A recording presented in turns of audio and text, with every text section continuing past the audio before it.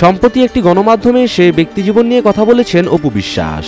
তিনি বলেন, মা কখনোই আমাকে নায়িকা ভাবেননি। কোনো একটা ব্যাপারে শুটিং সেটে এসে মা আমাকে থাপ্পড় দিয়েছেন। মেকআপ নেওয়া, রোমান্টিক সিনের জন্য প্রস্তুত আমি, আর মা বলছে এদিকে আয়। আমি তাকে বললাম আসছি, কিন্তু আসছি কেন বললাম। উঠে সবার সামনেই 2 গালে 2টি থাপ্পড় দিয়েছে।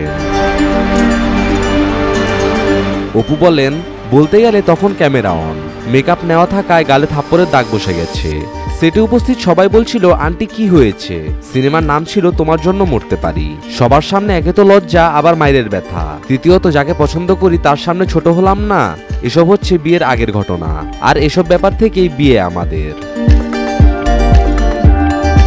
এই অভিনেত্রী বলেন, মা যখন এভাবে বাধা দিচ্ছিল তখন মগবাজারের একটি ডুপ্লেক্স বাসায় থাকতো শাকিব খান। সেখানে আমি গিয়েছিলাম, সেখানে আমার শাশুড়িও ছিলেন। তখন আমি তাকে আন্টি ডাকি। যাওয়ার পর আমাকে জিজ্ঞেস করলেন কি খেতে পছন্দ করো। আমি সবসময়ই ইলিশ মাছ খেতে পছন্দ করি।